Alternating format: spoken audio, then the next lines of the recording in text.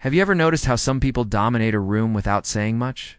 They don't rush. They don't reply immediately or feel the need to explain themselves on demand. They let silences stretch just a little longer than what feels comfortable.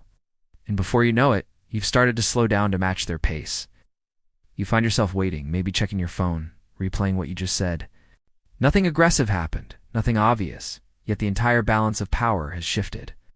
This isn't just confidence or arrogance. Most of the time, it's not even intentional. Psychology, the first part of this series. We talked about silence and how not reacting emotionally can flip pressure back onto an instigator. But silence by itself is only half the story.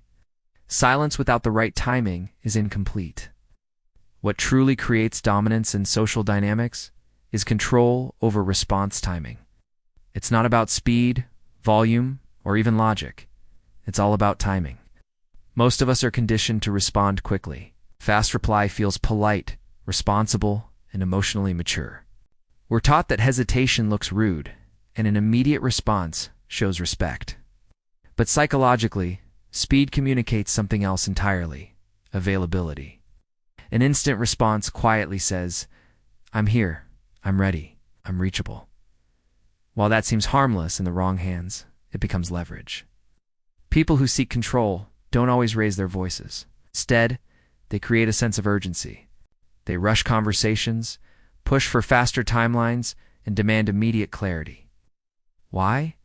Because urgency bypasses reflection. When you respond instantly, even if you're calm, you're still playing within their tempo. And whoever controls the tempo controls the frame of the conversation. A delayed response does something subtle but incredibly powerful. It creates uncertainty, and the human brain struggles with uncertainty far more than it does with simple silence. When there's no immediate reply, the other person doesn't just relax. Their mind stays busy. They start going back over their own words, re-examining their tone, imagining different interpretations. They fill the gap you've created with their own meaning. You haven't argued, you haven't defended yourself, yet their attention is completely locked on you. That's how you create psychological weight without any effort. Delaying your response shifts the mental workload from your nervous system to theirs. Think about it this way. You send a message you slightly regret. Nothing terrible, just a line that came out a little sharper than you intended. A few minutes pass with no reply. Suddenly, you're rereading your own words, softening them in your head, imagining how they might have been received. The silence didn't attack you, but it made you intensely aware of your own actions. That's the shift. Most of our social interactions follow very predictable loops. A message gets a reply. A provocation gets a reaction. Pressure leads to compliance. Delayed responses break that loop. And when the loop breaks, control quietly changes hands. A calm, deliberate delay communicates one thing very clearly: I am not operating on your timeline. True authority is rarely loud. It's almost never rushed. People feel this shift long before they can understand it. They can't explain why the interaction feels different. They just know that something has fundamentally changed. So what's actually happening on a biological level? When you delay your response intentionally, without getting agitated, your nervous system stays regulated and calm, but the other person's system activates. They're waiting, anticipating, while you remain still. This imbalance creates a kind of psychological gravity. The calmer nervous system will naturally dominate the reactive one, not through force, but through pure stability. Now, let's be very clear about this. This is not about ignoring people or giving them the silent treatment.